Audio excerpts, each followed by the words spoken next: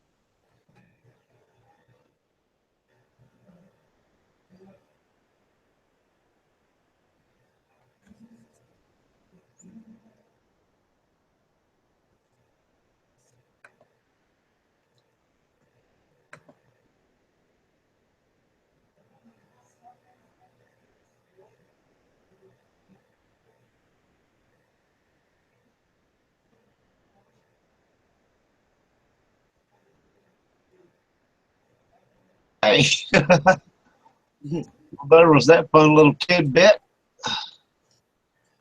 Did anybody hear that or see that in the chat room there? Please let me know something.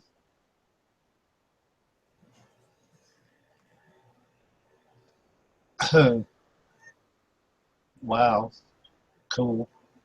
Okay, now wow and cool. Does that mean that the Oh, no, that music? had nothing to do with it. Had nothing to do with it. Well, don't tease me like that. Okay, did you hear the video that I played? Did you hear the music? Did you see the video? Nope, they didn't see anything. Yeah, gummit. Oh well, it was worth a shot. It was a little intro video, and I was hoping that because it lets you play it through there, I was hoping that maybe. Anyway, welcome to the graveyard, everybody. Our first Wednesday night broadcast, and Christina is back, and we are ready to rock and roll. Yes, we are. We're talking about haunted forts and battlefields tonight, which is, if anybody knows anything about battlefields like Gettysburg and Antietam, there was a lot of bloodshed, a lot of, and also in some of the forts that you had, you know, a lot of death, a lot of gore and blood. The perfect venue for left behind spirits. So, being the Southern gentleman that I am, Christina, would you kind of fill everybody in a little bit here? Let's get it rolling. Sure. Whether or not you believe in the paranormal, you can probably agree that some places are simply creepy. Old hospitals, abandoned insane asylums, empty prisons, and most low-end strip clubs immediately spring to mind. And of course, you have to include places like battlefields and old military forts, where people are brutally killed or wounded during insanely bloody battles. Most forts and battlefields have witnessed some terrible scenes in their time, with bloody battles rife with brutal killings, unmerciful deaths, plagues of disease, and savage wounds. With history and ferocious as this, it's not surprising that forts and battlefields are common places for otherworldly experiences, sightings, and apparitions. If the thought of blood-curdling screams and ghosts walking through walls piques your interest, we have dug up a few haunted forts to fit the bill. Yes, we have. And first on our list, and I hope I say this right, is Fort Meigs, Ohio. Yeah, I think it's Meigs. Meigs, okay, Meigs, Ohio. Back before the United States, President William Henry Harrison was a general. During the War of 1812, he established Fort Meigs just south of Toledo, Ohio, and successfully defended it against British attacks for over a year, before it was finally abandoned and burned down because, after all, who needs a fort proven to be highly defendable? These days, people claim to hear cannon fire, muskets, and the sounds of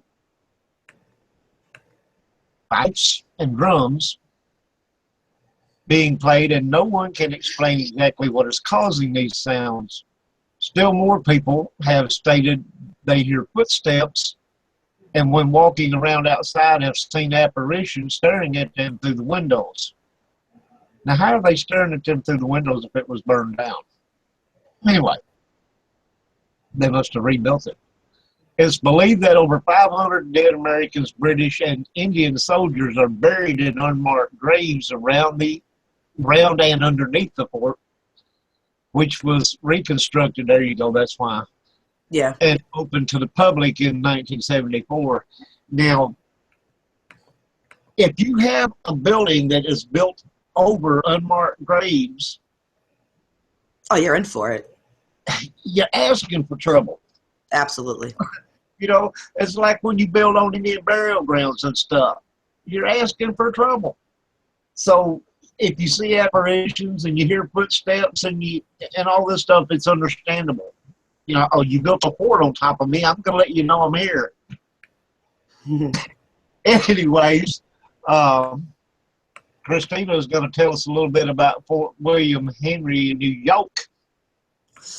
Well, if you ever read The Last of the Mohegans, or at least watched one of the movie's versions, you are familiar with Fort William Henry, located on Lake George in upstate New York. It was a fort used in the French and Indian War, and of course there is a chance that you may have become familiar with the fort through another means, an episode of the television show Ghost Hunters, since rumor has it that Fort William Henry is one of the most haunted military sites in America. There are ghost tours offered at Fort William Henry, with reports over the years of lights turning on and off, as well as the sounds of unexplained footsteps, as well as wind chimes sounding desperate, the absence of any actual wind. The fort was home to a massacre during the skirmish between Indians and British soldiers, which some believing that the spirits from both sides of the conflict still roamed the grounds. Yeah, and it's pretty much the same scenario. You know, you got Indian soldiers, British soldiers, the revolutionary, soldiers. Mm-hmm. So it's a lot of stuff to leave, residue. Oh, absolutely. It's like imprinted yeah. Okay, Stony Creek, which is in Canada. Battle of Stony Creek was part of the War of 1812. The battle lasted less than 45 minutes, but heavy casualties were suffered on both sides, and the Americans lost their two generals which were captured in the battle. The Americans were soundly defeated, even though they had 3,400 men compared to the British having only 700 men. It is known that only 1,328 of the Americans engaged in the battle. It is now known that the British were able to obtain the American password and used it to enter the American lines. It now appears that the password fell into the British hands by accident. By the time the 45-minute battle was over, 23 British and 16 Americans had been killed. The Americans were defeated and they withdrew after their two senior officers were captured. It is this action and the loss by the Americans that is credited with keeping the Americans from grabbing a large portion of eastern Canada. After the battle was over, in the vicinity of the present-day Stony Creek battle house, people started telling of seeing men dressed as British soldiers walking around as if they were lost. However, if you approach them, they vanish almost at once. It is also in this area that people see smoke in the air and heavy volleys of gunfire. People also see a large black dog here that vanishes as quickly as it appears. Some people have told of seeing a wagon being pulled by a horse, but as it gets near you, it vanishes.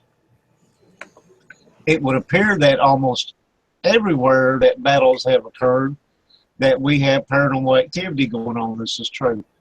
A lot of the time, it appears that some of the hauntings are residual hauntings, while others appear to be intelligent hauntings. In case you don't know, a residual haunting is like an event being played over and over, while an intelligent haunting is where the ghost can communicate with you.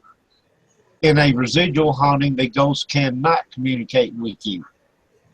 Correct. And anybody that does paranormal research or paranormal investigation knows the difference between a residual and an actual haunting where the entity can connect with you, do things, that you're going to notice, speak to you, acknowledge you, etc., etc. Just Yeah, by a lot of that's going to be residual. You know what I mean? Especially if they're seen there and then they disappear once you get close to them. That's going to be more intelligent, right? Yeah, they're not. Well, I kind of wonder if because I haven't run across this yet, but I kind of wonder if you were viewing a residual haunting. Yeah, like a movie. And you walked in amongst it, would it just disappear? Or would yeah, that's a great question. Yeah. I would love to try that. If I ever run across a residual like that, I have to try that. Because I want to know if they're going to just disappear or if they're going to keep doing what they're doing and just walk through you. It's interesting. You think it must know you're around, though, you know what I mean? And that's why it disappears. Yeah, whereas a residual don't, because it's like a tape playing over and over again. So if you walked up into it, it seemed like it would just keep going. Exactly. That's what I would think anyway. I've got to find out. If I ever run across one, I got to find out. I got to know. Okay. I got to know. Yeah. Christina's going to tell us about Battle Abbey in the UK. Yeah, and 1066, the Battle of Hastings took place with King Harold II and 7,500 of his Saxons defending against the invading Norman conquest of William, Duke of Normandy. William defeated Harold, and an abbey was built on Senlac Hill, with the high altar said to have been placed on a very spot where King Harold perished. Apparently, building an abbey on the site of that site caused much bloodshed was a bad idea, considering that over the years there have been numerous bizarre reports. Apparently, most of the sightings are of ghostly monks rather than soldiers, with visitors claiming to have seen reenactors dressed in robes wandering the grounds, only to be later informed that there were no reenactors employed at that time. There are some other claims, such as high altar bleeding and a soldier marching through the Great Hall carrying a sword, but those tales are considerably less substantiated. So, once again, as I just stated, if you build something on top of a place where a battle of some sort or anything tragic or, whatever happened, the chances that you're going to have activity, kind of grow like threefold, you know what I mean? yeah, especially on my graves, it's like an Indian burial ground.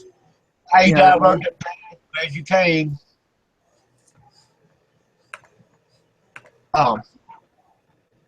Fort Concho, Texas.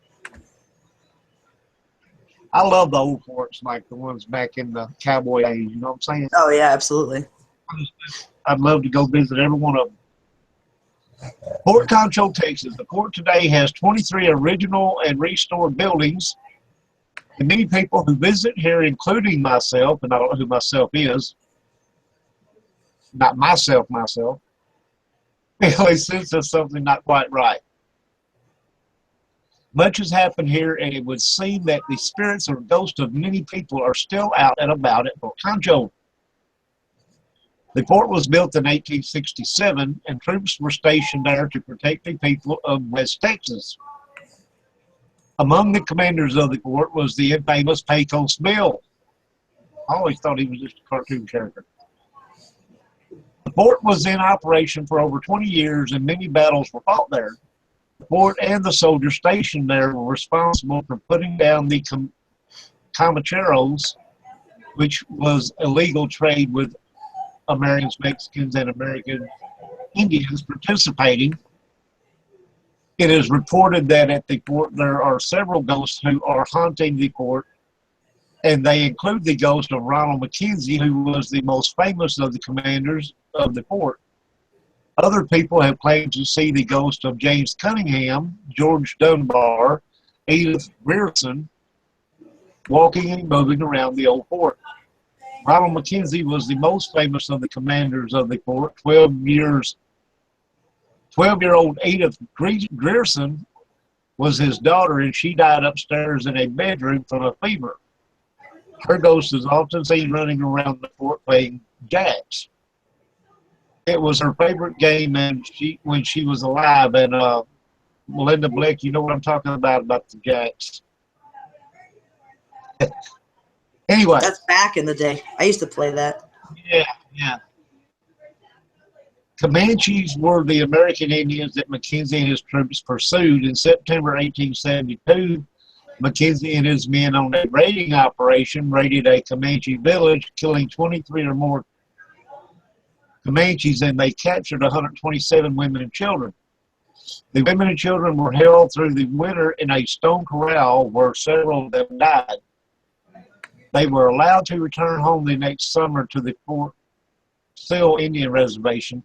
Several Indian children are still seen to this day in the area of where the stone corrals was. On the morning of September 27, 1874, Mackenzie and his men fought another battle with the Comanches. They came upon a large village with hundreds of teepees up in the Texas Panhandle, and Commander Mackenzie ordered his men to attack. A major part of the Comanches were killed, and the others ran away into the scrub land around where they destroyed villages stood. Mackenzie and his men slaughtered over 1,000 horses to keep the Comanche from returning to recover them. In later years, Mackenzie was bothered by what he had done to the Comanche people, and it is said that for this reason that he continues to hunt Fort Concho. Several Comancheros were hung just outside the fort. They were buried nearby, and their ghosts are reported walking around the area, especially near dusk and dawn. A large brown dog is seen in the same area, and people have reported seeing it walk right through a wall. Huge numbers of people have died in and around the fort, and anywhere that you have this number of deaths, you're going to have ghost and paranormal activity. Amen, brother. Now, I'm surprised I don't hear galloping of the horses or see horses themselves, since so many were slain, Yeah. Well, and of course, there has been cases of of spirit animals being seen that, you know, died in certain ways or whatever. Yeah. So why not horses? Exactly, you know. Anyway. Okay, we have Marston Moor. The Battle Hey, of Marston. Yeah. Aaron Cole Smith. Hello there, buddy. All Okay, right. go ahead. I'm sorry. Okay, that's all right. The Battle of Marston Moor was fought on July 2nd, 1644, during the First English Civil War. 4,000 members of the Royalist side were killed in what was a decisive victory for the Parliamentarians. Parliamentarians. There we go. With Oliver Cromwell leading the victors. Cromwell used the old hall, and the village was used as a base of operations by Cromwell. And according to the legend, he there, to this day, haunts the grounds. Now, the spirits of the royalists who were slain in battle still roam the area. There have been reports over the years of phantom soldiers marching in Marston Moor, including possible sightings in 1932, 68, and 92.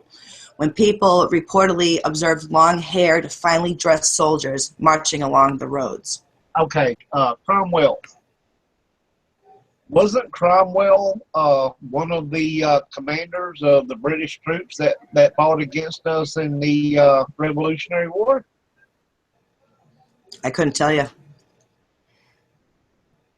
Seems to me like he had something to do with that, if my memory serves me correctly. Yeah. Your guess is as good as mine. Okay.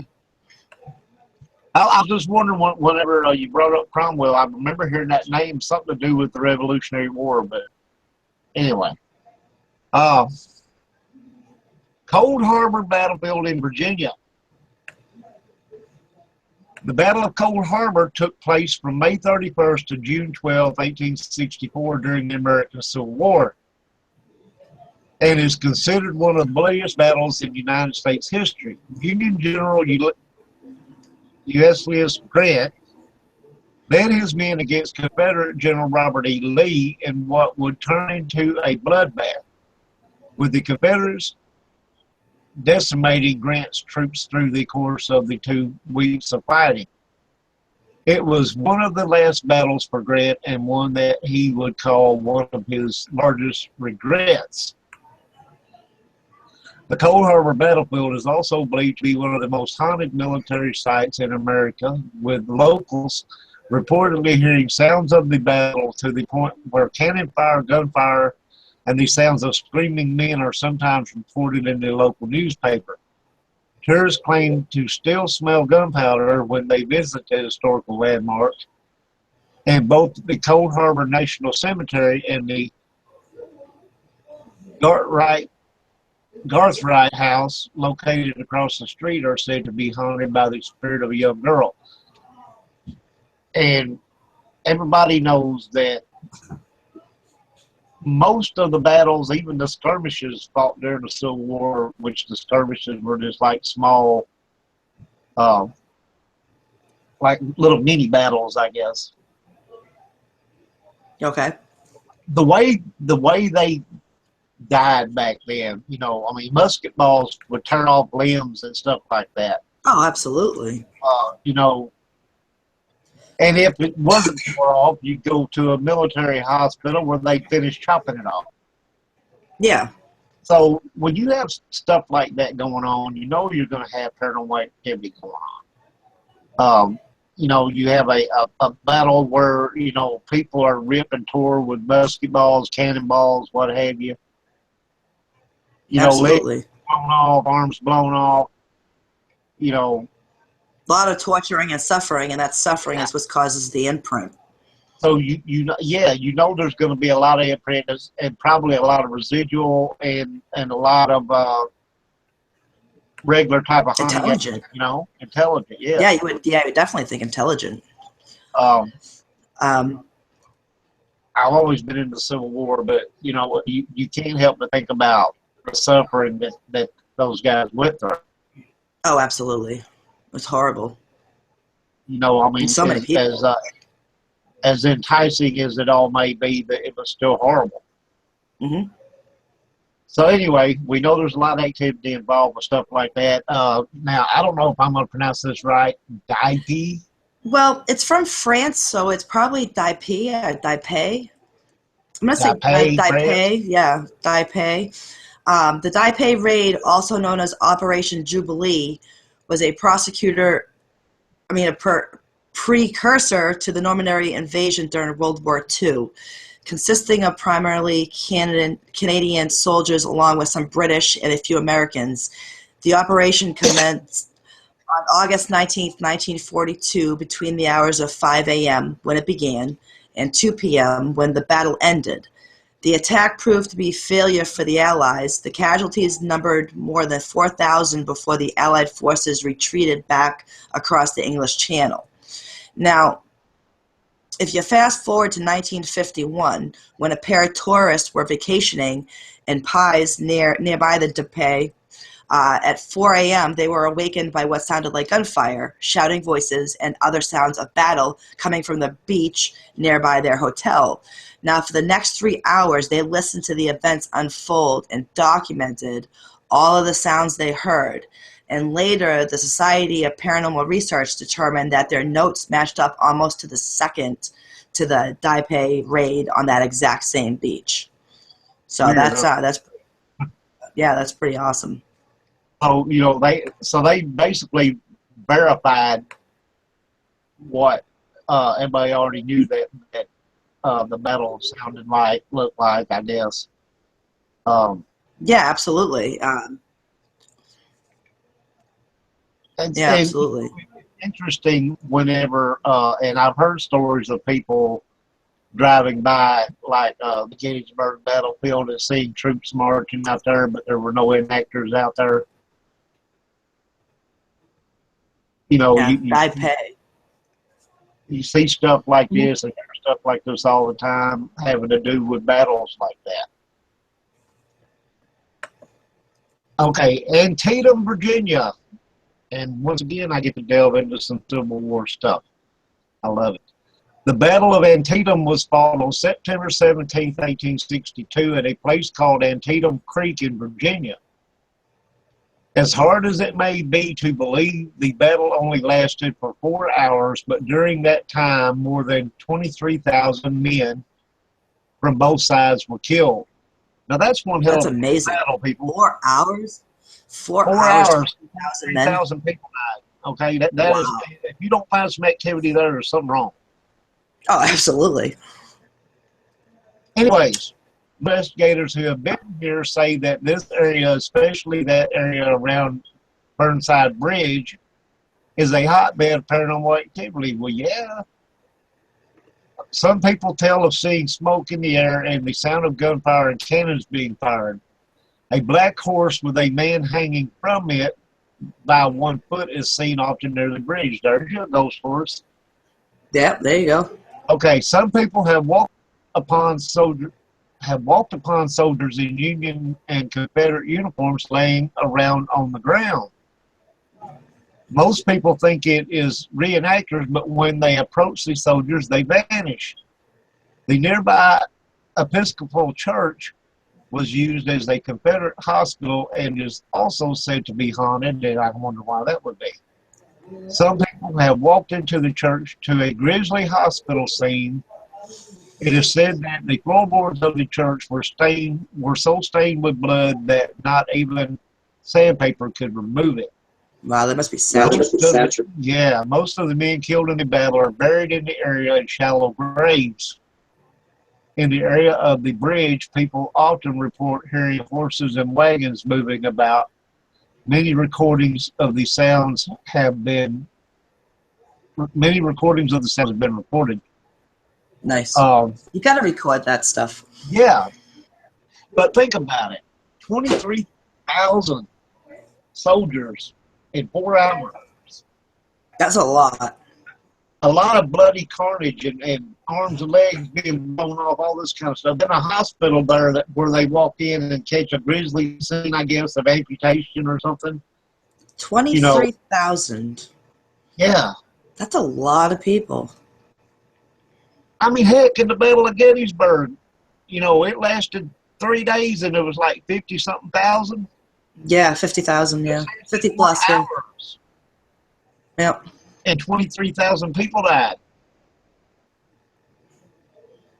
And speaking of Gettysburg, you're about Yeah, absolutely. that, but I just thought the comparison was interesting because 50,000 there, 23,000 here, 4 hours versus 3 days.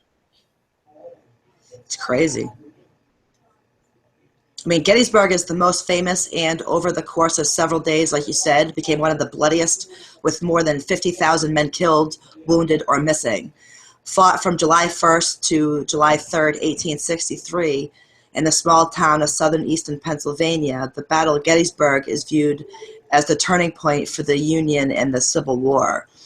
And in the 140 years since the battle was fought, you'd be hard-pressed to find anyone who visited to Gettysburg who does not have some spooky story to share. At the Daniel Lady Farm, which served as the Confederate Field Hospital, it is believed that more than 10,000 deceased soldiers still haunt the grounds. Now, Cashtown Inn, where the first soldier in the Battle of Gettysburg was killed, also has some bizarre tales. And the owners claim to have photographed evidence of spirits on the premises, as well as guests reporting here knockings on doors, lights turning on and off, doors locking and unlocking themselves. Those are only a small sample of the alleged ghostly sightings, which have also been reported at the Gettysburg Hotel and the Balladary Inn, as well as on the battlefields themselves. Man, you got to think about something like Gettysburg. You There's know, a over lot 50, of things. Yeah, go ahead. over 50,000 people Sorry.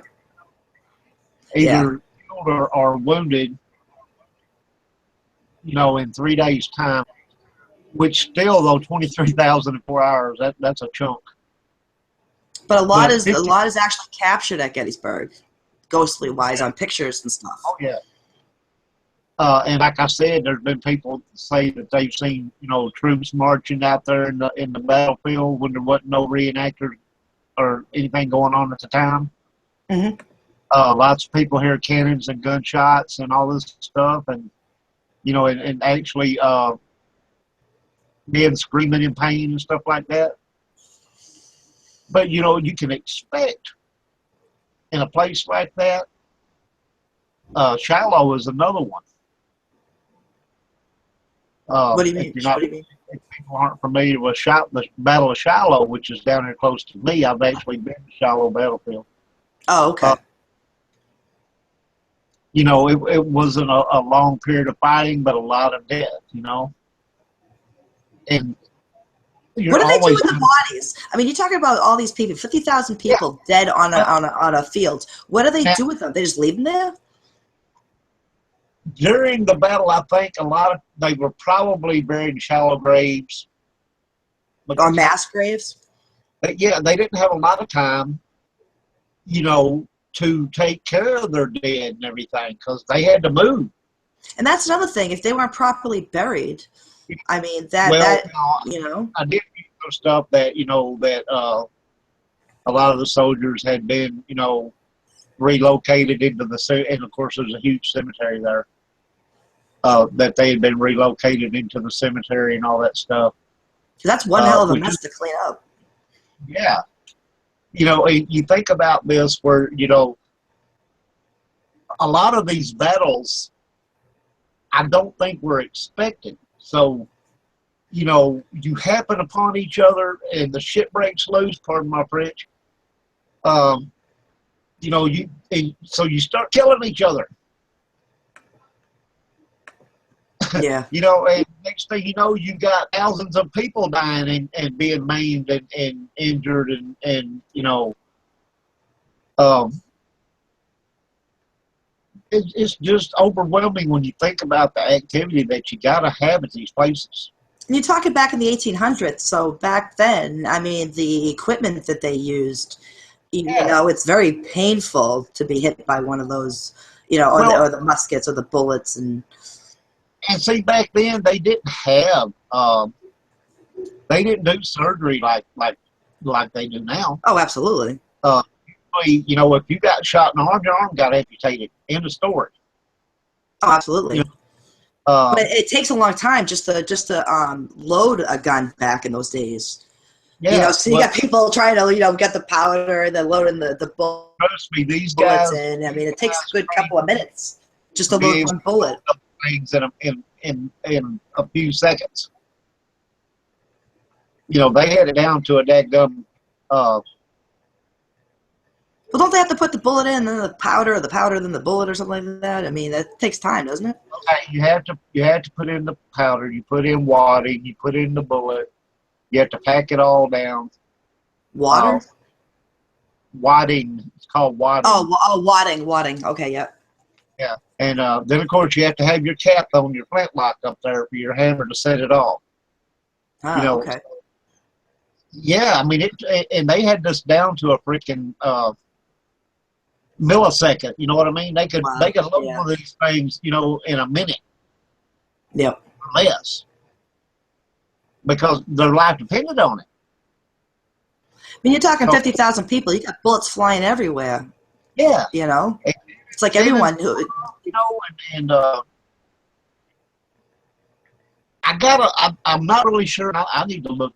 Research that these cannonballs. You know, they were steel balls. Oh, absolutely. So now, did they explode when they hit on impact or something, or what? You know, they had to because No, because you find these balls still. They still find these cannon balls. so it couldn't be like that because you would think it would explode when they shot it out of that cannon.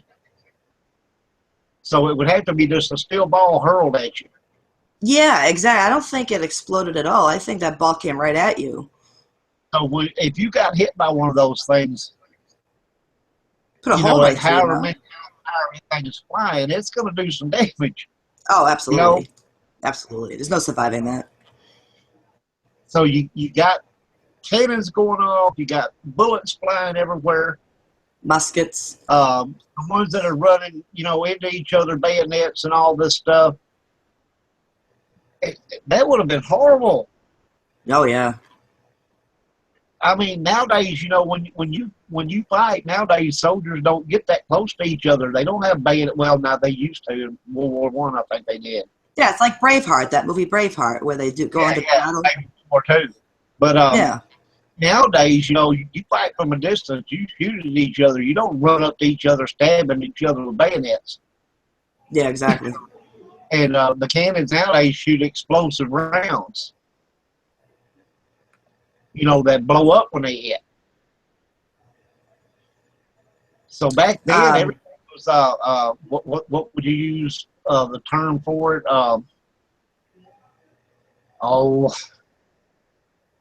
It's on the tip of my tongue. Well, Dirigent Path Paranormal said the musket balls don't explode, so Yeah, it's just like a steel ball hitting you, yeah, it goes right through you. Put a hole right through you. or tear off an arm or a leg, or whatever. You know, if it hits you, or if it hits I mean, you in the there's head, gonna be hang it up. body parts everywhere. I mean, there's got to be arms and legs laying around these battlefields, and Okay. Battle of the Little Bighorn in Montana. Everybody knows about Custer's Last Stand, right? Over the many years since the Battle of the Little Bighorn has come to be known as Custer's Last Stand. The battle occurred on June 25th and 26th, 1876, and was fought near the Little Bighorn River in Montana Territory. It is the most prominent battle of the Great Sioux War of 1876. In the battle were Native Americans from the Lakota Sioux, the Northern Cheyenne, and the Arapaho. The Native Americans were facing off against the U.S. Army 7th Cavalry under the command of General Armstrong Custer. Many famous Native American chiefs took part in this battle, including Gall, I don't know who that is, Crazy Horse and Sitting Bull. Now I know who they are. Crazy Horse and Sitting Bull were later assassinated for their parts in the battle. When the battle was over, the invincible General Armstrong Custer and his command were decimated, and most were dead. Along with Custer, two of his brothers and a nephew and his brother-in-law were killed. Historians have long questioned why Custer tried to take on a vastly large number, and was the result of the battle Custer's fault. It is believed that Custer was after glory, and he probably was, and should have waited for backup before making his attack, and he should have done that too. Reporters from the east were the first to report strange things going on in the vicinity where Custer made his last stand.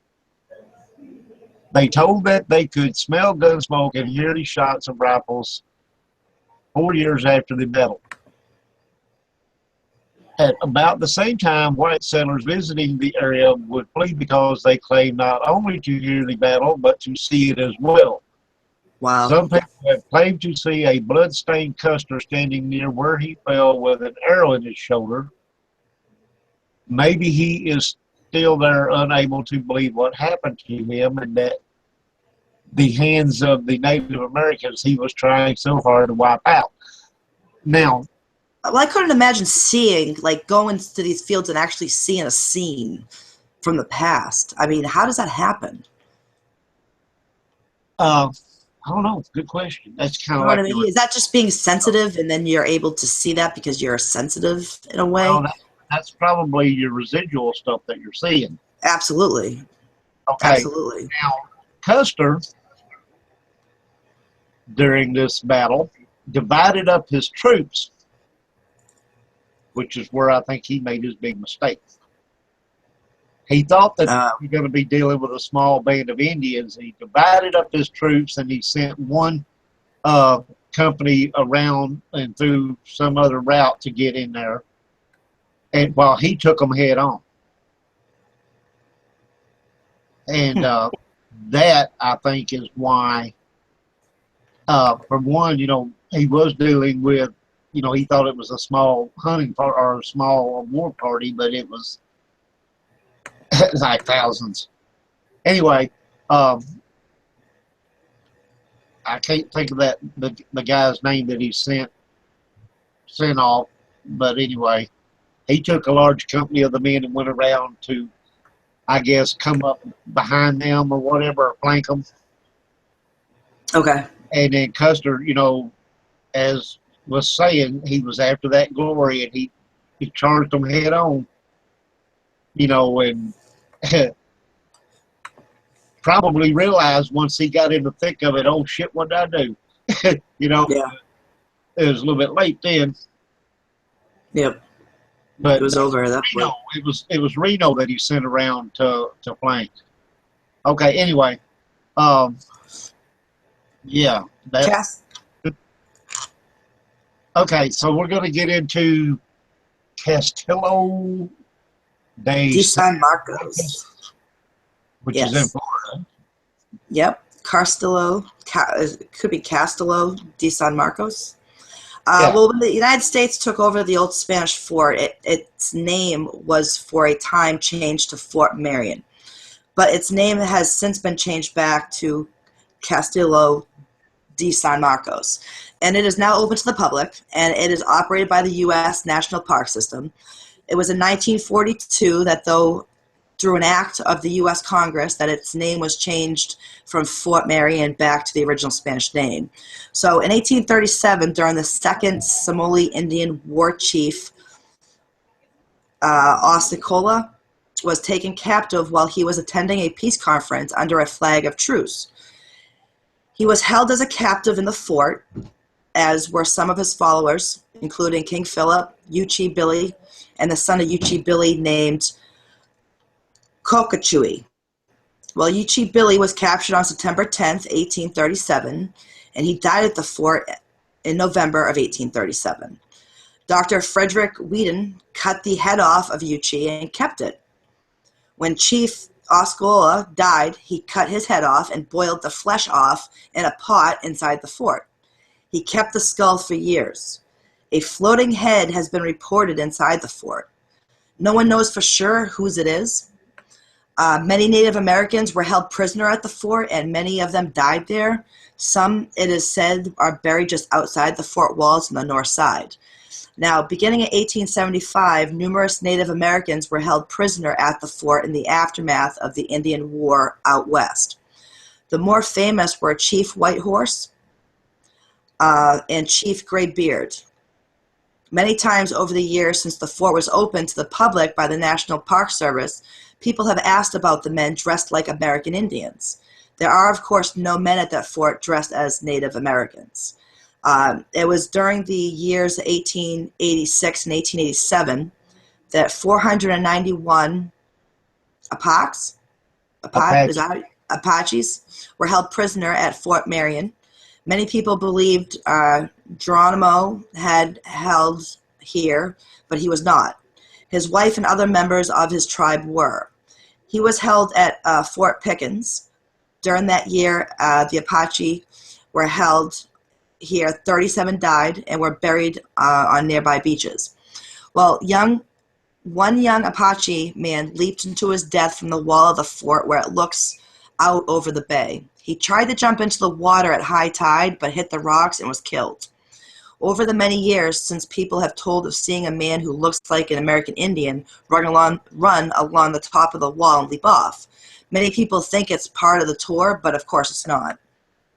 The new Volano Bridge nearby was finished a few years, and people tell us seeing Native Americans walking in the marshy area under the bridge. When the construction of the bridge was going on, Native American graves were uncovered under the bridge. They were reburied near where they were uncovered. Some people have seen people who look like they could have been Native American walking on the new bridge. It would seem that disturbing the graves stirred something up. So the fort is located just outside the old gates of St. Augustine, Florida, and is opened every day for tours. It is one of the most interesting things to see in St. Augustine. Walk along the top of the wall inside the fort, and you have a great view of the city. The Bridge of Lions is just south of the fort, and is the way you get St. Augustine's over the St. Augustine beach. So other people up on the wall of the fort report seeing a man dressed as a monk in a brown robe and sandals walking along. What bothers people about this particular monk is that his feet don't touch the ground. When they notice this, he usually vanishes from view. Or he will turn around and walk right over the wall and vanish. No one knows for sure who he is, but people have told of seeing him for over 150 years. Inside the fort on the ground level is where Betsy is often seen. She is a girl of about 10 years old with dark brown hair and big, beautiful brown eyes. She is almost always seen wearing a yellow dress, and she's always barefooted. People over the years have asked about her. Where did this cute little girl in the yellow dress go, or why is her parents not watching her, is often asked. No one knows who she is, but she is seen inside the fort here, and she is also seen in and around the old city gates. Now, I would think she has some connection to the fort, though, but I don't know how. If you walk down the street from the fort, there is a graveyard on the right-hand side of the street just before the old city gates, and it is there that hundreds, if not thousands of people were buried during the yellow fever epidemics. So back inside the fort is what used to be the provost marshal office, provost office. Excuse me, a white man in the Union officer's uniform is seen from time to time. He often smiles and nods at people. Some people have claimed after seeing a photo of the Captain Pratt that it is basically him. Captain Pratt was in charge at the fort during that time the Native Americans were held there. Again, very interesting things, you know.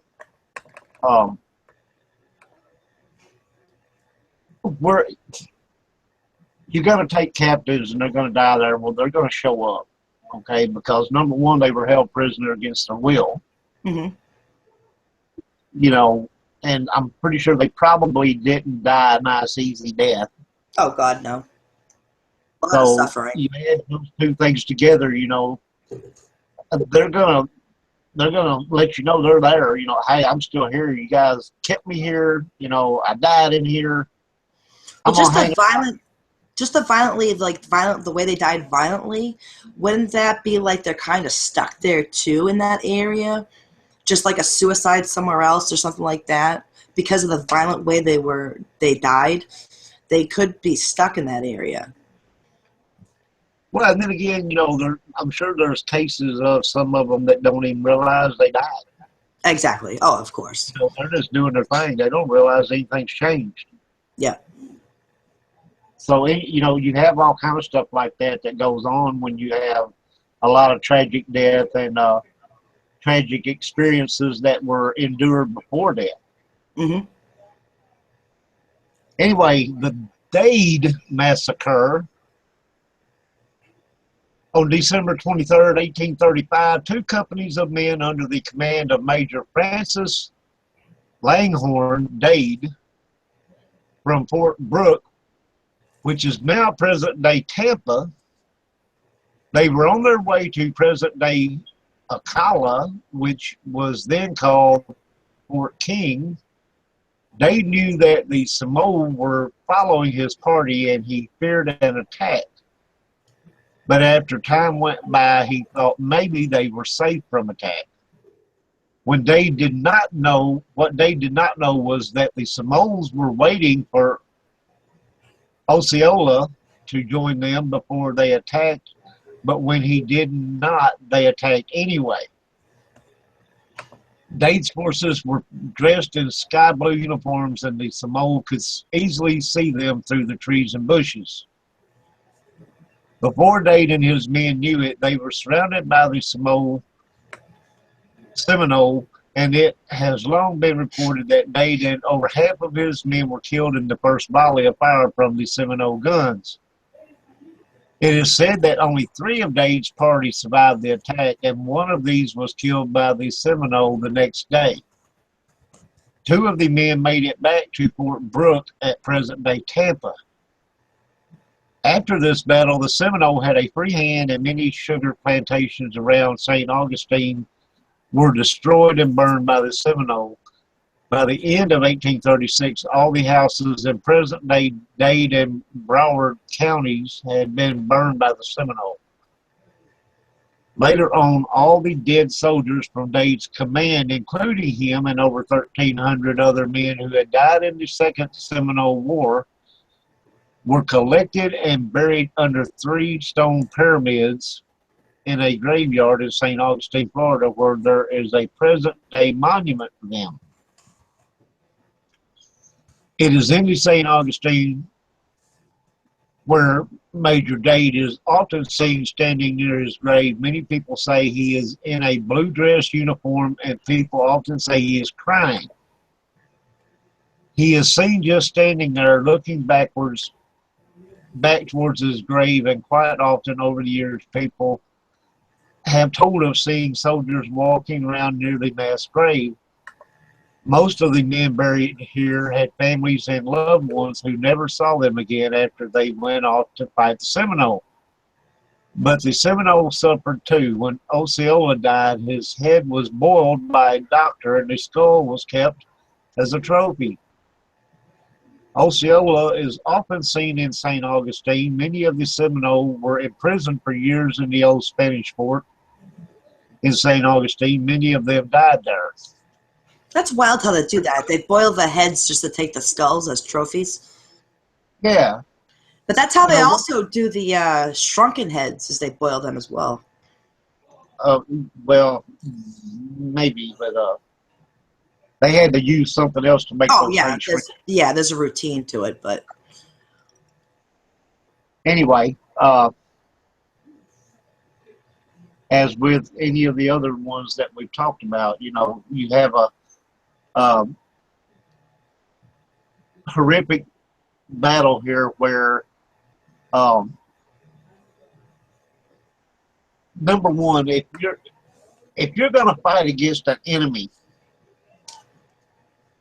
don't wear a bright blue uniform where they can see you in the middle of the night. You know what I'm saying? Yeah. Dress the part, camouflage. What the heck? Yeah, but they didn't do that back then. Yeah, Not like they do now. And if that was the uniform of the day, they needed to change that stuff. But anyway, You have a massive battle that occurred. A lot of people died. A lot of residual. A lot of intelligent hunting probably going on in that place. And that's the interesting thing when you read about all this stuff is you know, when you read about the horrific battles that happened and how many people were died and how they were just ripped to pieces and all this and bullets flying everywhere and all that, you know there's going to be some activity. Now, I feel very bad and very sorry for all these people that died, but would I like to go and investigate that stuff? Yes, I would. I mean, that's just the, what's the word I'm looking for here? The curious side of me, I guess. Well, there's got to be a lot of reported, evidence. There has to be. Yeah. In these areas, you know what I mean? Because there's so much bloodshed and so many people have died that that just going there, they have to capture something. And our chat room people over here talk about spirit boxes and all this kind of stuff. Yeah, electronic voice phenomenons and stuff. Yep. I don't know. Anyway. All right, we have the Battle of the Blackburn Ford. The Battle of the Blackburn Ford was fought on July 18th, 1861, and the one man blamed for the way the battle went is Brig General Irvin McDowell. Many people of the Union side say that McDowell was incompetent and he led his men into a Confederate trap. It is said that because McDowell ordered his troops forward into battle without checking out the area for Confederate forces, that he cost the Union the battle and the lives of many Union soldiers. Less than 100 men from each side died in the battle, and the troops under McDowell fled to Washington, D.C., with rumors of huge numbers of Confederate forces chasing along behind them. This caused a huge panic in the city, and many people packed up and fled north. The ghost of General McDowell is seen the most, often setting on a white horse just north of where the main battle took place. People report seeing smoke and hearing calls, and then they report seeing the general on his horse looking down on the battle. Those who know say that the bugles are playing retreat. It was later reported that McDowell's junior officers at the general panicked, and this is why the battle went the way it did. McDowell was found guilty of losing the battle later on, and he was always looked upon as an almost coward. He went on to be the parks commissioner in San Francisco. He is buried at the Presidio in San Francisco.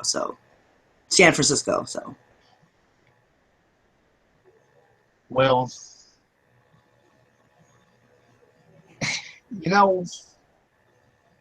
when you think about that, and as we've stated, these were some gruesome, bloody battles.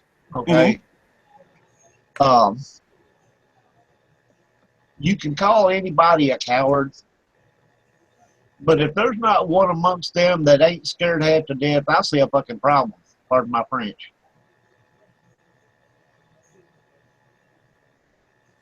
I mean, how can you not be scared? Especially when you're seeing your friends and your other members of your group or whatever being ripped to shreds. How are you not going to be scared?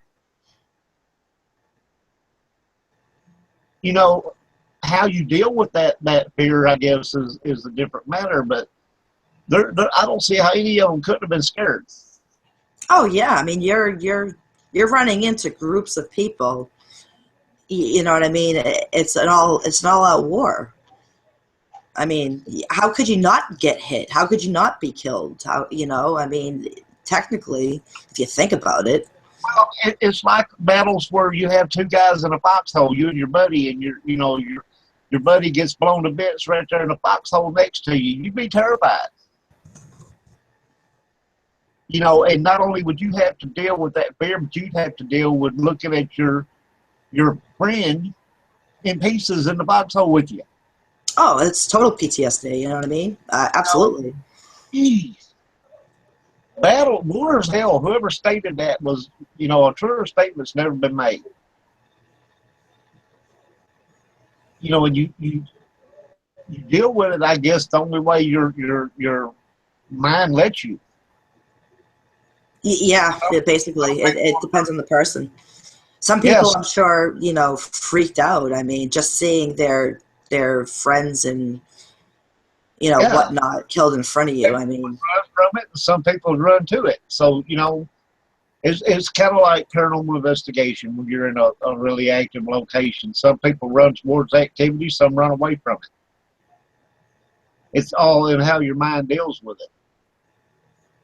hmm But at the same time, you can't really condemn somebody for that. no. They were, if they ran, if they retreated or whatever, without, being told to retreat, they were deemed a coward, and they were, railroaded. They shouldn't have been judged at all. You know what I mean? I mean, if you're going into war and you decide to run the other way, God bless you. You know what I mean? God bless Yeah, you. Yeah. just saying, Okay, and you said this word a while ago. Presidio of San Presidio. Francisco. There we go. Yeah, we got some words in there tonight that are hard to pronounce, especially when you're tongue twisted. The Presidio was originally a Spanish fort built in 1776. The Presidio was seized by the Americans in 1846 at the start of the Mexican-American War. Several famous U.S. generals, including Sherman, George Henry Thomas, and John Pershing, made their homes there. Two of the most active ghosts reported here are Generals William Sherman and John Pershing. Some people have made the claim that they have seen the two generals walking and talking with one another. It's a well-known fact that Sherman was hated in the American South for burning major cities in the American South like Atlanta. Sherman always made the excuse that he did what he did in a time of war, but he regretted what he had done in burning Atlanta, and he wrote about it in his diary, which was not read until long after his death. Sherman is often seen standing along the area of Battery Chamberlain. The original Spanish fort was built to protect Mission San Francisco de Asis. Many ghosts from the period of time are reported at and around the Presidio. The screaming monk is often seen and heard around the Presidio. It is believed that he is the ghost of a Spanish monk that was burned alive because it was discovered that he had fathered two children and gone against his vows. He is said to be seen running along in the early morning hours screaming. Now, you're going to burn somebody because they went against their vows and had a kid. Okay. We won't even go there. A very beautiful Spanish lady in dark dress, like she is in mourning, is often seen in the area. It is reported that she walks along and ignores anyone who speaks to her as residual. Many people say that she looks so real, and it is only when she vanishes that you realize that something is not quite right. Some people report seeing a man dressed as a Spanish soldier leading several Native Americans tied to a rope by their necks. This has been seen and reported by many people over the years. Wow. Okay, so Where are these monks coming from? It's not the first time we mentioned monks here being seen at these battlefields or forts. okay, the monks have to do with, and it mentioned something about that. Let me see. Let me go back through here so I can find it.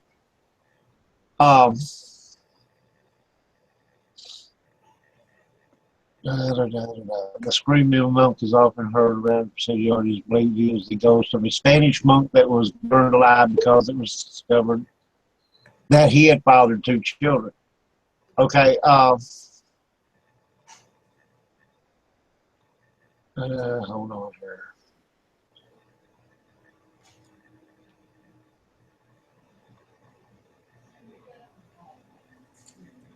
I thought it said something about something else besides the Presidio. Where did I see that at?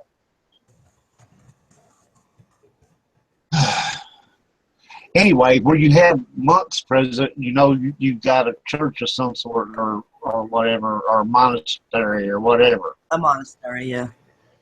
Yeah. So there must have been a monastery on the premises or nearby or what have you. Because that's where you're going to have that. Yeah. I was just curious. But do they know they are? What? Okay. You talking about in chat? Groundhog Day? What in the world? Yeah.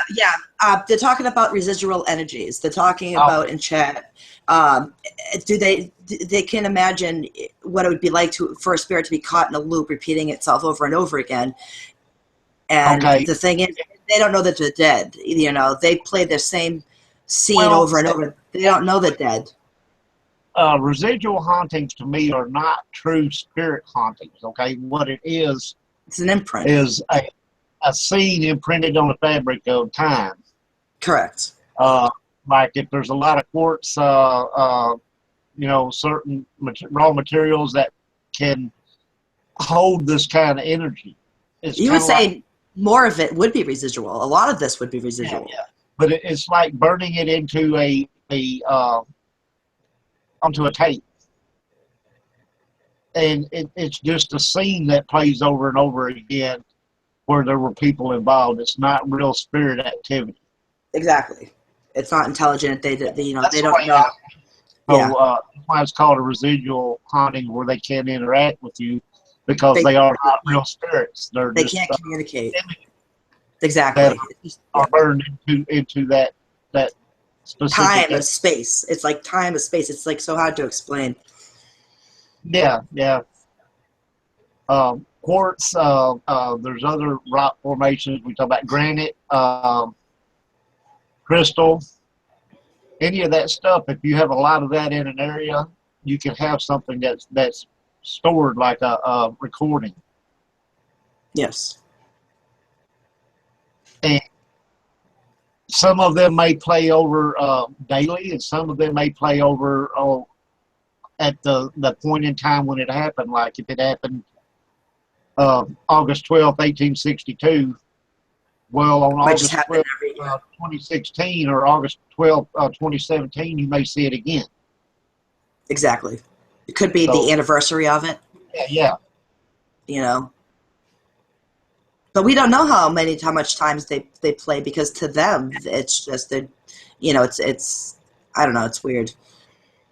Well, that's where you have like scenes of replays of a battle, like in Gettysburg and stuff. Exactly. That's all residual. It's not a real battle. It's not real spirits. It's a replay. And there was a lot of granite and stuff like that under the ground there at Gettysburg. That's been proven. So you can have like a residual image burn there where they refight that battle every day or limestone once a year. Yeah, once a year on that date or whatever that it happened. Yes, I agree with that. Hope that was some help, you guys. Anyway, where were we? The Sutler House. The Sutler House. The post-Sutler was in charge of distributing provisions to soldiers and often lived on or near the base. Leavenworth's original Sutler's house was built off-post in 1841, and Hiram Rich was the sutler until 1862 when he died. There are several stories associated with the Sutler's house. A mysterious female ghost is sometimes spotted in the house, and sounds of a ball or dance come from the attic. More recently, a family residing in the house put in a work order to repair a door that has been painted shut. They went out one night, came back, and the 8-year-old daughter, realizing that not only is it opened, but it has been unstuck and it hasn't disturbed the painting or anything on it, the paint or anything on it, if it was painted shut. She said no one had come to the house yet to fix the door, so what, why would it be open? The most popular and probably the eeriest story associated with the harem rich is the story of a woman named Catherine. Now, post-folklore kind of changes a little year after year, and the more people that tell it, a little bit more story comes alive. There is one story of Catherine. Her name is Catherine Sutler. She is known to roam the cemetery and the golf course that's right next door. The legend is that Catherine arrived on post from India with her husband, Harem, and their 2 children, Mary and Ethan. While they were visiting the post, the children went to get some firewood but never came home. Their parents searched the post for months, but after a while, Harem had to return to home. Catherine stayed searching the post throughout the winter, even in the dead of the night, with nothing but a lantern. She died on base still looking for her children.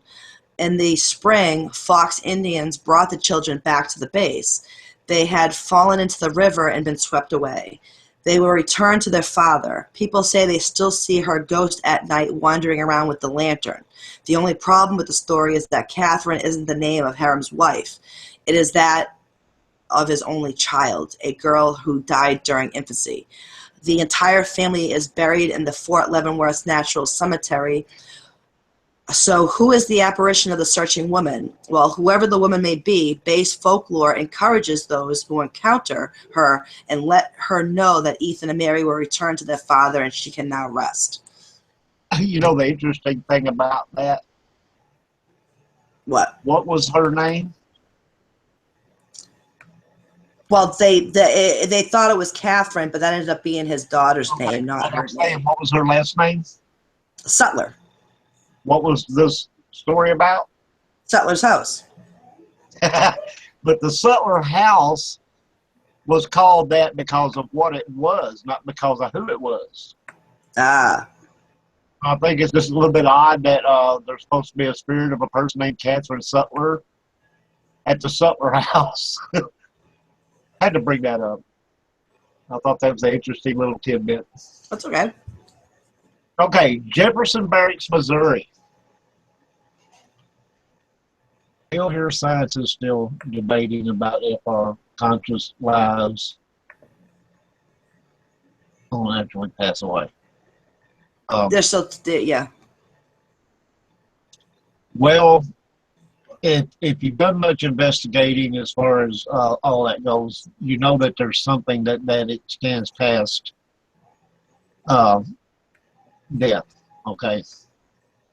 Anyway, Jefferson Barracks, Missouri, originally built in 1826 to house soldiers protecting settlers from Native American attacks.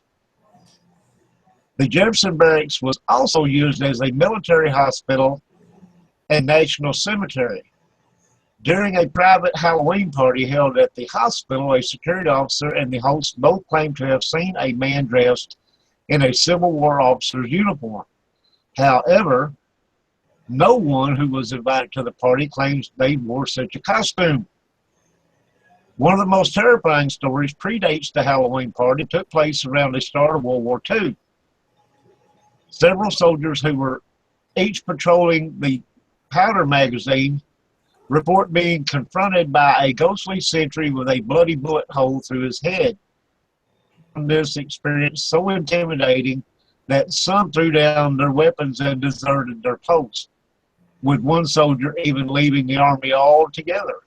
Well, can you imagine looking at somebody with a hole in their head? And yeah. I mean, that's kind of... And they're a sentry, and you're a sentry, but yet you're alive and they're dead, and they got a hole in their head. Yeah. I'm sorry, but some people can't handle it. Say what you got to say and on with your bad self. You know what I'm saying? Absolutely. I ain't got time for this. Well, I would have time for it, but that's just me. But I can see where, they would freak out like, I don't need this crap. They don't pay me enough to put up with it. Exactly, and they just left. Okay, Pulaski, Georgia. Yeah. Fort Pulaski, one of the most important buildings during the Civil War. Fort Pulaski was used as a prison following the surrender of Colonial Olmsted.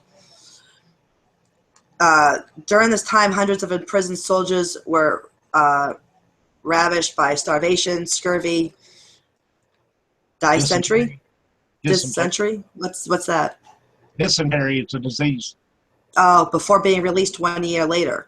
Several men never made it out alive, having succumbed to emaciation and dehydration during their imprisonment. Acetation, I don't know. It's a little bit hard for me. There have been many ghosts. Yep. Yeah. Emaciation. Sounds good to me. There have been many ghost stories told over the years involving Fort Pulaski. One of the most intriguing ones occurred in 1980 when some actors reenacting the Civil War visited the fort. They reported that a young man in a Confederate lieutenant uniform approached them and immediately reprimanded them for not saluting him. He told them to fall into formation and turn away from him. Playing along, the actors did as they were told, and when they turned around to face him, he had disappeared. He was gone. See, that's some creepy stuff. That'd be really cool. That'd be really cool to see, though. I'd salute him. But just being able to talk to them and thinking that they were as a real person, that's some apparition stuff right there. That's some real solid form. You know what I mean? Exactly. That's intelligent. Yeah. That is what you call an intelligent haunt, people. But to be so lively looking, you know what I mean, and not even know that it wasn't a dead person is just beyond me. It's just hard to fathom until you actually see it for yourself. You didn't salute me. Get your butt in formation, turn around, and I'll look at you. Yeah. That's amazing, to be honest with you. It is. Okay, Fort Leaton, Texas. The ground upon which Fort Leaton is built has had many uses over the years, from a Spanish mission to a private residence, and even a shelter for homeless families. The fort saw a great deal of death and sickness in the form of yellow fever, hitmen, and revenge killings. After the Texas Park and Wildlife Department took over Fort Leaton, 2 employees were asked to fill in a deep pit which had been dug by treasure seekers looking for a previous owner's rumored buried gold. Shortly after they began, the employees fled in terror, claiming they both felt an invisible force trying to pull them into the pit. Other employees have reported seeing the ghost of the owner, who was killed by hitmen, in the same room where he was shot to death during dinner. One of the latest sightings would spook even the toughest skeptic. It has been reported that during thunderstorms, a headless specter can be seen riding around the fort's corral on a brilliant white horse. The specter was previously a cowboy who had a fatal accident when riding his horse during a thunderstorm hundreds of years ago. Okay, that must be residual, because the energy from the thunderstorm. That's like an anniversary, you know what I mean? Okay, so we know that different types of raw materials,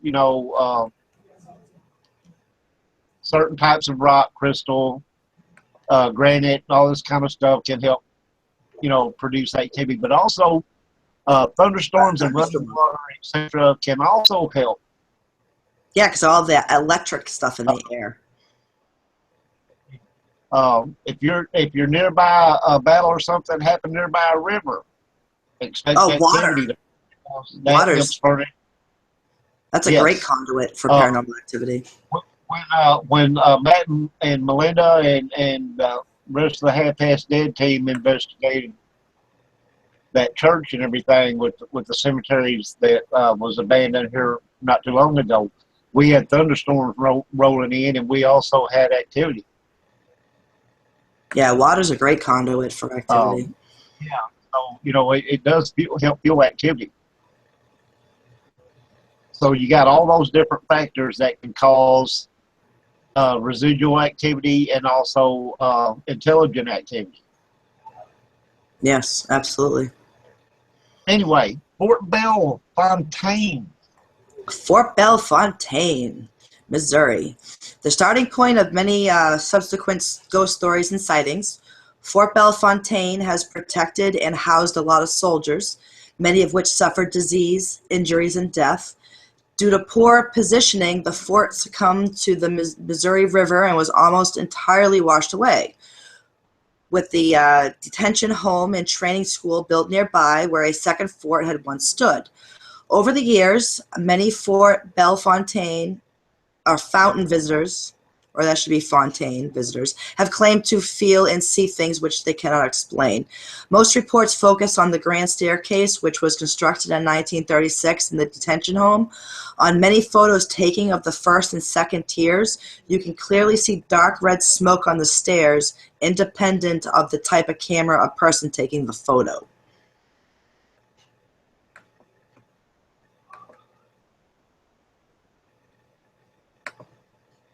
Okay,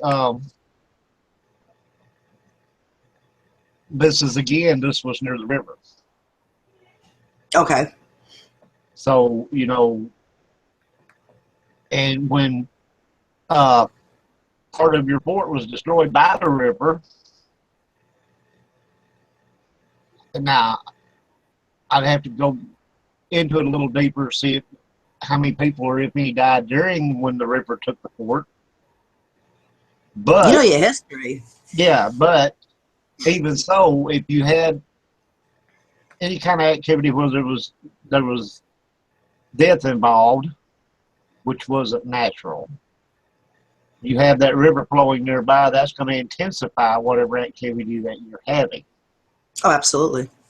So anyway, we still got Bill over here is still on the fence post here about whether or not there's anything afterlife or not. Not to disprove, just want to get to the truth. Does it live on or not?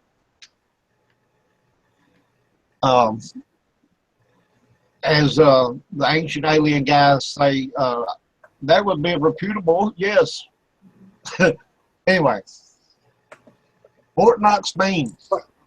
Mm-hmm.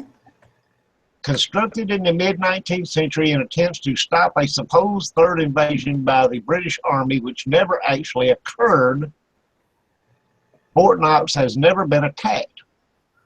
Highly regarded as one of the best places in the U.S. for paranormal activity, this fort has been featured on many TV shows, websites, and books.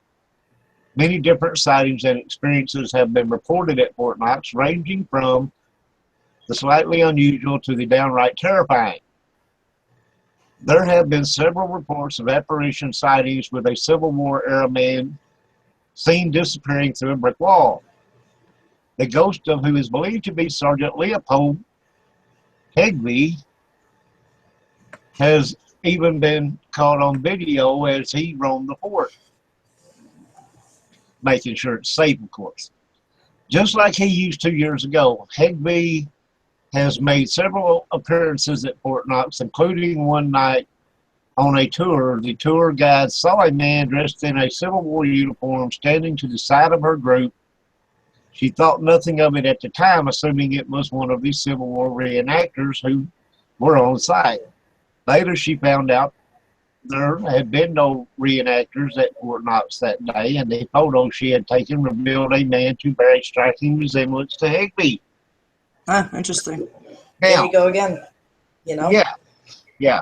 But you have a fort here that's never been attacked.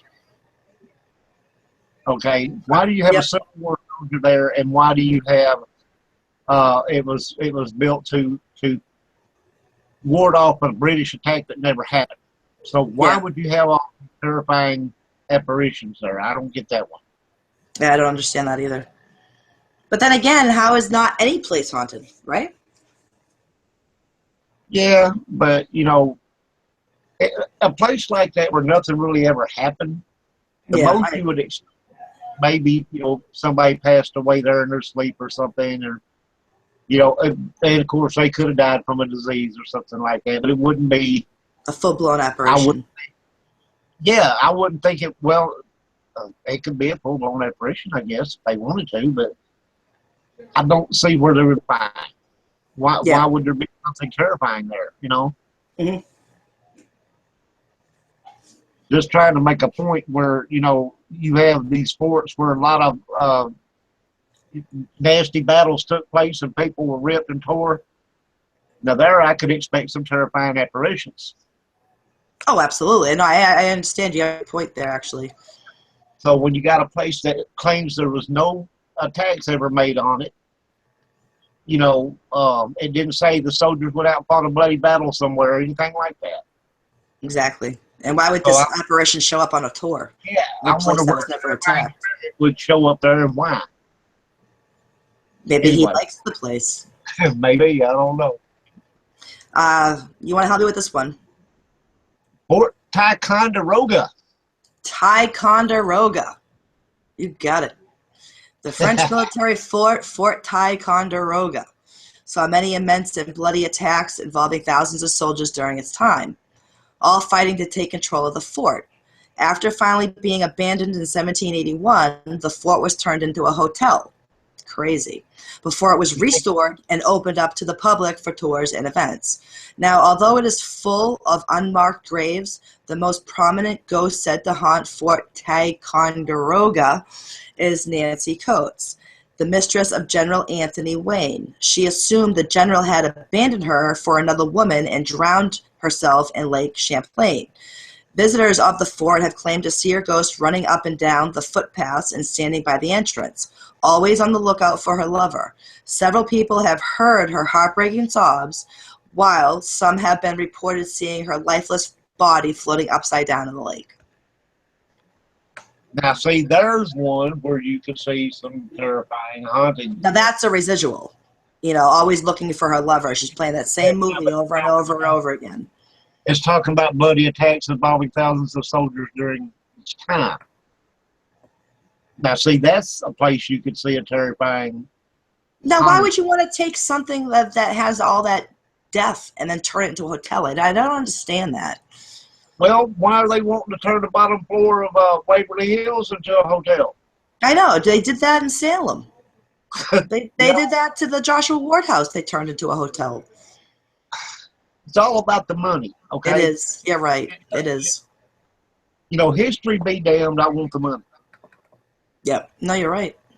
And, yeah, and that kind of ticks me off. I understand people want to make money off a place, but now, when these people bought Waverly Hills, and they started doing the ghost tours and the investigations, that's what they actually bought it for, was its reputation. Oh, absolutely. They did the same thing with James State Hospital. They turned it right into condos. That was an insane asylum. And to turn around and say they're going to turn the main floor into a hotel, well, we'll still let you investigate the other three. Yeah, no, I know what you mean. If you pay $500 for a room for the night, you can investigate the other 3 floors if you want. Oh, I would hope so. I mean, really? Stuff like that just gets me, it really does. No, I know. It does to me, too. It does. And I actually got to go there, and that place was awesome. That's awesome that you got to go. But it wasn't a hotel. And, you know what I'm saying? Yeah, it was an abandoned, No, I understand. What we need is a portable EEG machine that will pick up frequencies between 1 and 30 hertz that would let you know that a apparition. Yeah, they're still talking about EVPs. Likely present. You know what? I agree with you there, Bill. Except the frequencies that we're looking for is between 1 and 20 hertz. Okay, a recorder will pick up above that. Well, Aaron has a question for you, Roger. He says, what do you think about the Cherokee? So many horrible things happen to them here. I live on the Trail of Tears.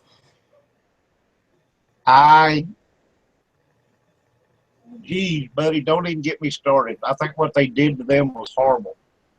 And they wanted to be civilized. That's the thing. You know, the Cherokee were willing to convert to our type of civilization to get along with the white men, you know, to live amongst the white men. And here they go marching over all these miles with a bunch of them dying and shit like that because they wanted them off their damn land. Don't even get me going.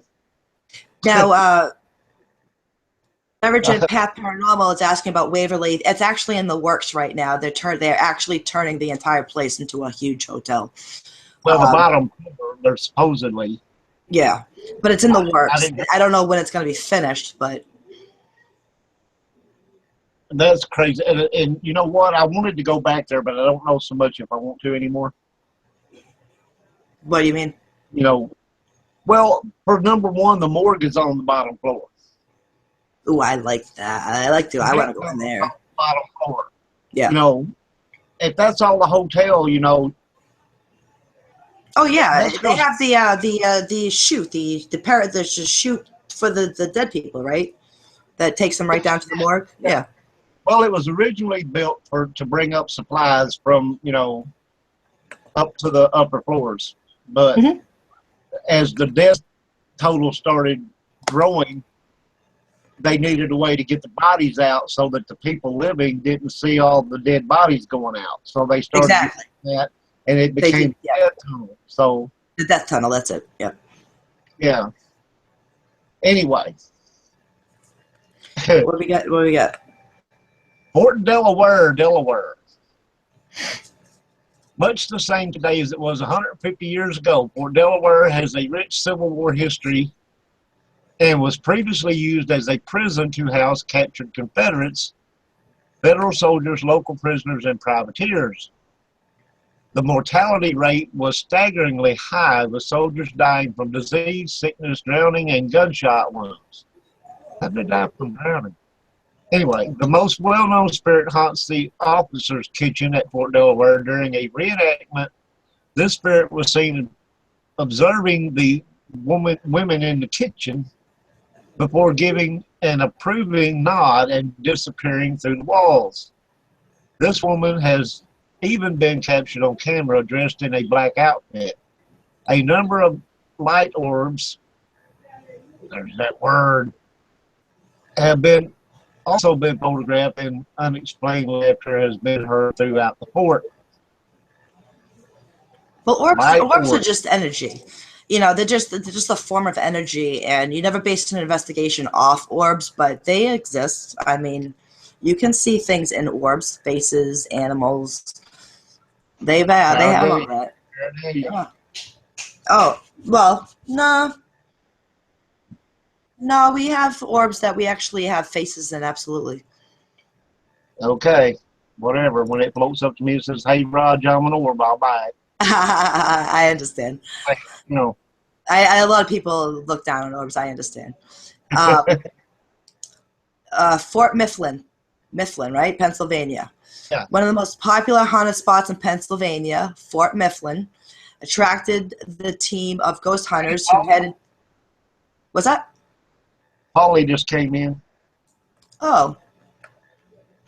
Or I guess I didn't notice him a little bit ago, but.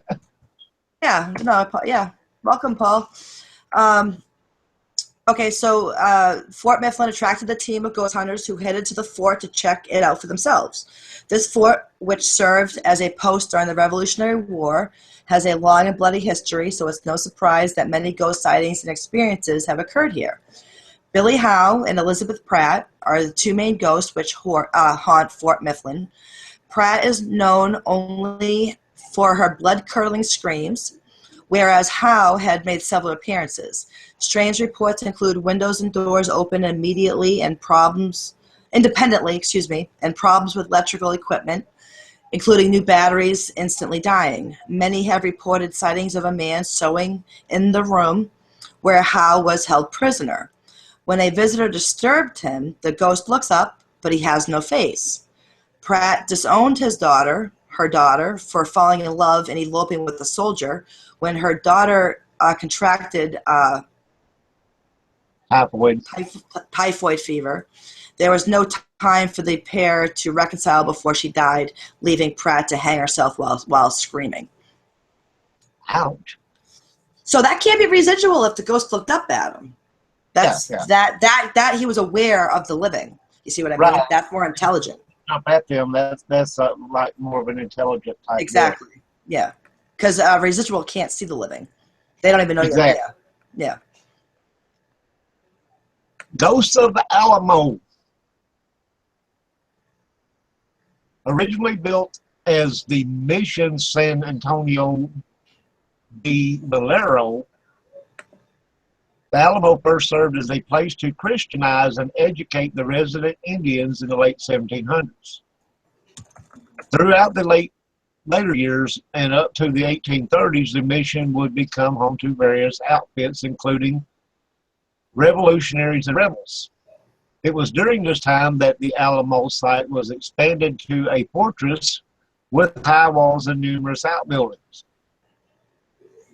In 1836, self-proclaimed dictator General Santa Anna was determined to conquer the rebellious Texans of San Antonio and marched towards the settlement with a force more than 1,000 troops. When they arrived on February 23, 1836, about 145 Texans took refuge upon the fortified grounds of the Alamo. Determined to fight off the Mexican army, for the next 13 days, a raging battle ensued between the Texans under the joint command of William B. Travis for the regular army and Jim Bowie for the volunteers, and Santa Anna's troops. Over this 2-week period, the Mexicans continued to fortify their numbers until as many as 4,000 men were bombarding the Alamo.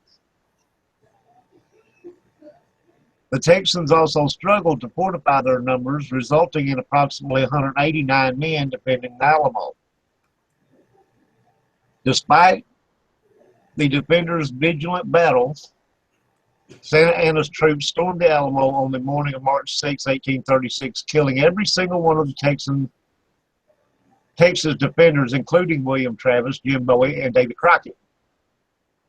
Though victorious, the cost to the Mexican forces was enormous, as 1,600 Mexican soldiers lay dead. An aide to Santa Anna would later privately note, "One more such glorious victory and we're finished." To reinforce the victory, several non-combatants were spared so that they might inform their fellow Texans of their potential fate should they continue to thwart the Mexican authorities. Afterwards, the bodies of the Alamo defenders were looted, dismembered, buried in mass graves, dumped into the river, or burned. Today, the Alamo is one of the best-known monuments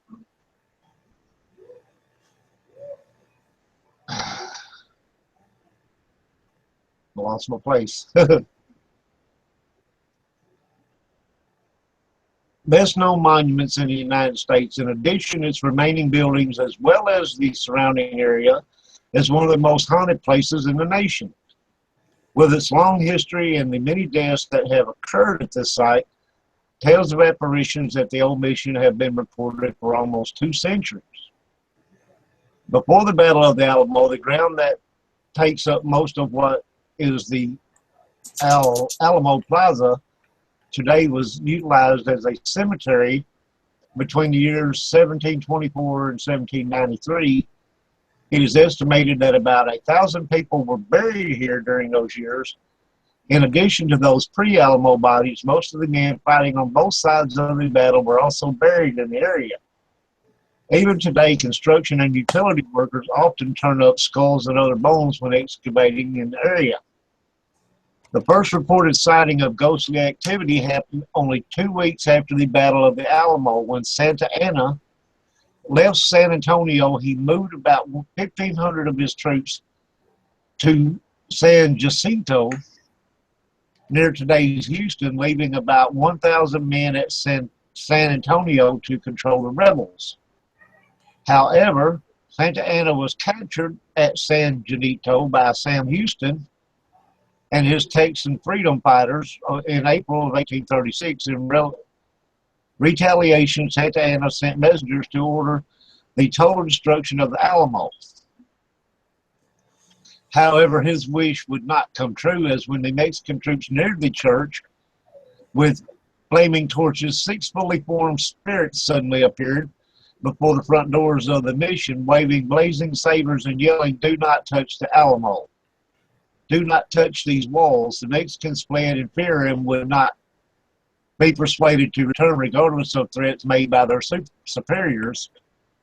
Some say these entities were Alamo defenders, while others say they were monks protecting the mission.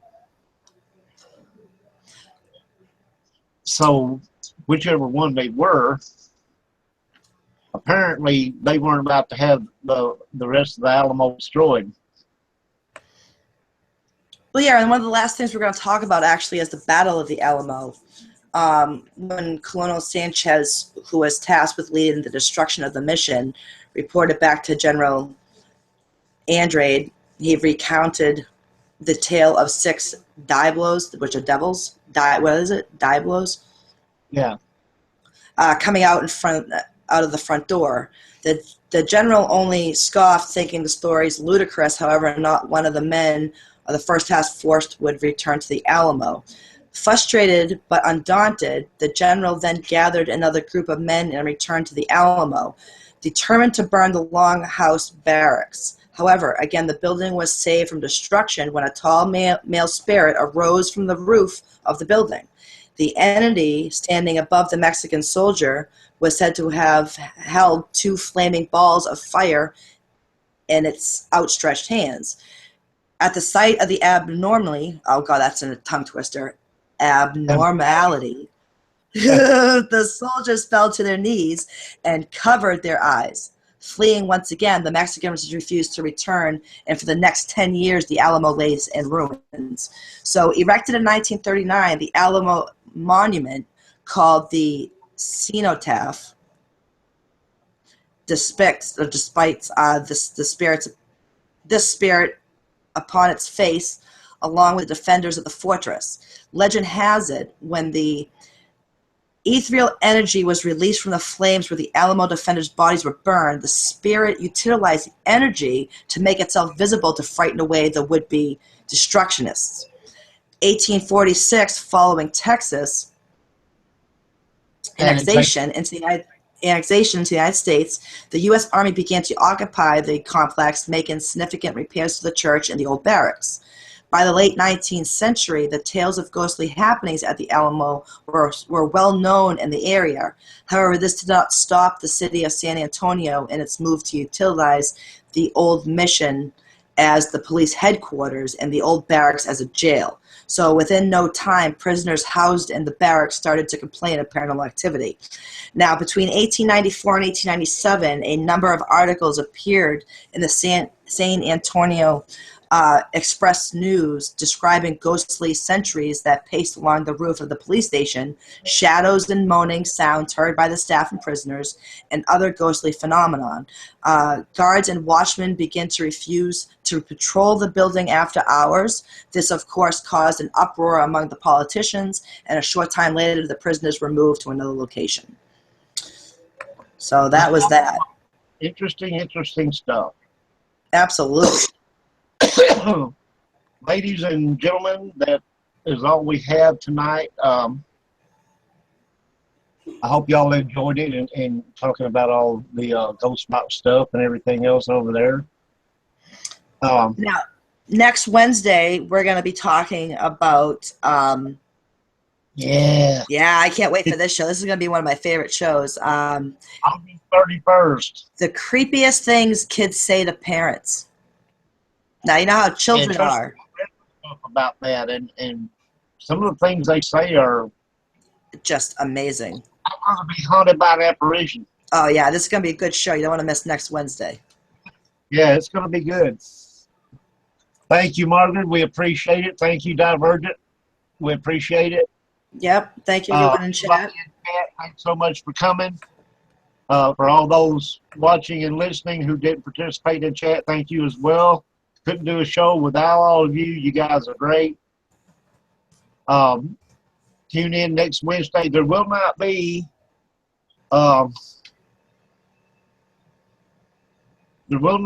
Ghost PM show on the 28th because I will just be getting home, as well as my host partner, will just be getting home from old South Pittsburgh. So we're going to need some rest up and stuff like that. But the following week we have, let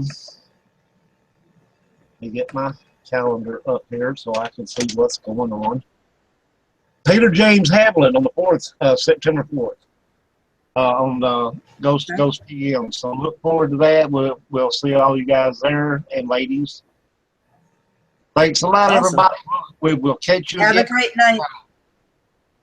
Bye, everybody.